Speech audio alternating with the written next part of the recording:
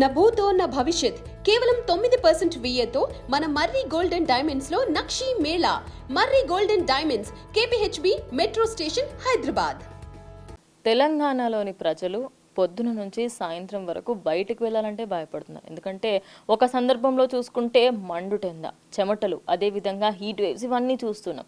కానీ సాయంత్రం అయ్యేసరికంటే ఒక్కసారిగా వాతావరణం అంతా కూడా చల్లగా అయిపోతుంది. దీనికి గల కారణాలు ఏమిటి, వాతావరణంలో క్లైమేట్ చేంజెస్ ఎందుకు జరుగుతున్నాయి ఏంటి అని కంప్లీట్ డీటెయిల్స్ తీసుకునే ప్రయత్నం చేద్దాం.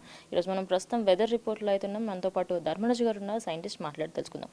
సార్, అసలు ఈ సడన్ చేంజెస్కి గల తెలంగాణలో అంటే సడన్ చేంజెస్, ఈ వాతావరణంలో చేంజెస్కి గల కారణాలు ఏంటి సార్?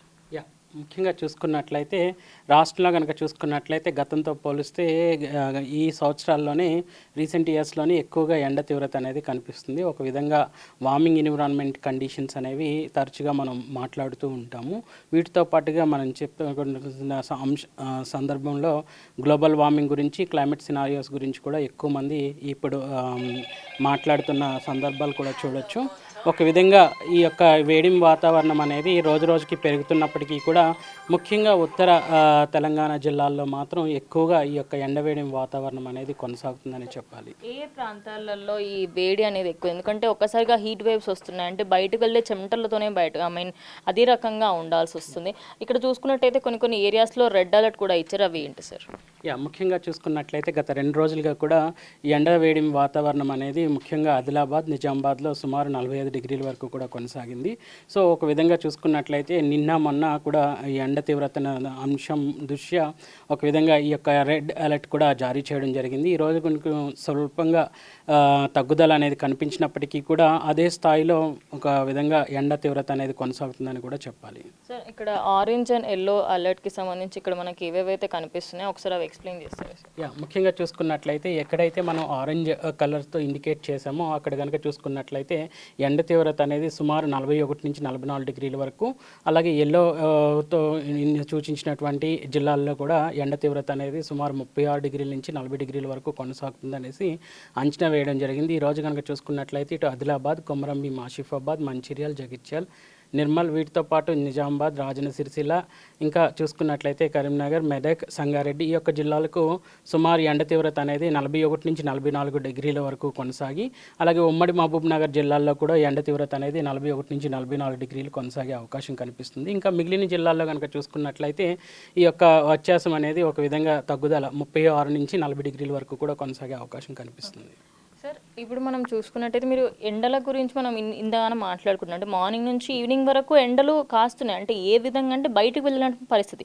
కానీ మొన్న ఒక 1-2 డేస్ బ్యాక్ చూసుకుంటే ORR దగ్గర వడగళ్ళ వాన పడింది. సడన్గా ఐస్ పడడం వల్ల అందరూ ఎట్లా అంటే అదేంటి వాతావరణంలో ఇంత మార్పులు వచ్చాయి. మరి ఈ సడన్ రెయిన్స్కి సంబంధించి కూడా ఏం చెప్తారు? ముఖ్యంగా చూసుకున్నట్లయితే వేసవి అనగానే మనకి ఇటు ఎండ తీవ్రతతో పాటు ఇటు సాయంత్రం సమయంలో ఏర్పడేటువంటి కుమ్లో నింబస్ మేఘాల వల్ల కూడా మనకి అప్పుడప్పుడు ఉరుములు మెరుపులతో పాటు ఈ యొక్క వడగండ్లు కూడా వచ్చే అవకాశాలు కూడా కనిపిస్తుంటాయి.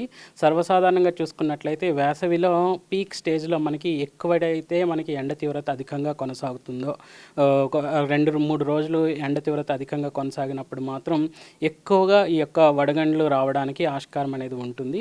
ఆ సమయంలో భూమి ఉపరితలం అంతా కూడా వేడిమి వాతావరణంతో నిండుకుని, అలాగే చూసుకున్నట్లయితే స్థానికంగా ఏర్పడేటువంటి తేమ ఏదైతే గాల్లో చేకూరబడుతుందో వాటి వల్ల ఈ యొక్క కుములో నింబస్ మేఘాలు అనేవి ఏర్పడి ఇవి కనుక చూసుకున్నట్లయితే భూమికి సమాంతరంగాను, అలాగే చూసుకున్నట్లయితే నిటారుగాను కూడా ఎక్కువగా ఏర్పడి ఎక్కువ ఎత్తులో కూడా ఏర్పడడానికి అవకాశం కూడా కనిపిస్తుంది. దానివల్ల ఏంటంటే ఈ కుములో నింబస్ మేఘాల్లో ఎక్కువగా ఉన్నటువంటి 2 వ్యతిరేక దిశల విద్యుత్ ఛార్జెస్ వల్ల కూడా ఈ యొక్క ఉరుములు మెరుపులతో పాటు వడగండ్లు అనేవి ఏర్పడడానికి అవకాశం.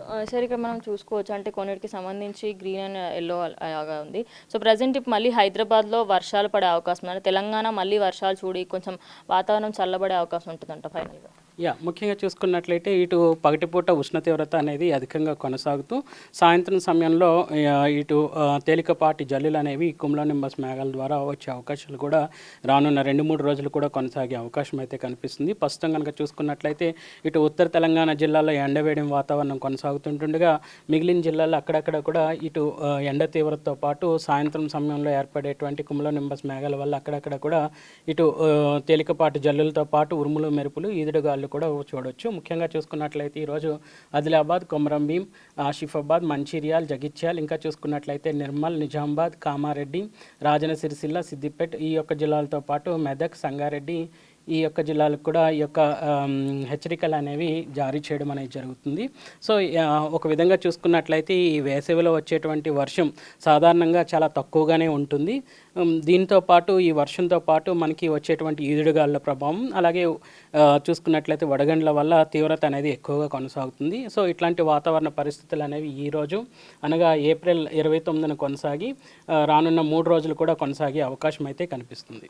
Thank you. సో చూసారు కదా, ఇక్కడ అప్రాక్సిమేట్లీ మనకి 3 రోజులకి సంబంధించి కూడా ఇదే వాతావరణం ఉండబోతుంది. అంటే అది ఒకసారి అదేవిధంగా మనకి వడగళ్ళ వానలు ఉండొచ్చు అండ్ కొన్ని ప్లేసెస్లలో అలా వచ్చి వెళ్ళిపోయేట్టుగా చిన్నగా వర్షాలు పడవచ్చు, లేదు అంటే నార్మల్గా కూడా ఉండే అవకాశం కూడా ఉంది. సో ఎక్కడెక్కడైతే అటు ఎండ తీవ్రత హై లెవెల్లో ఉందో ఆయా ప్లేసెస్లలో సడన్గా కొద్ది ప్లేసెస్లలో వర్షం పడే అవకాశం ఉన్నట్టుగా తెలుస్తుంది. ప్రస్తుతం అయితే వెదర్ రిపోర్ట్లో గత ఇంకా 3 రోజుల పాటు ఇదే కొనసాగుతుందని చెప్పుకొస్తున్నారు. కెమెరా పర్సన్ సతీష్తో reporter Charmi, big TV, Hyderabad.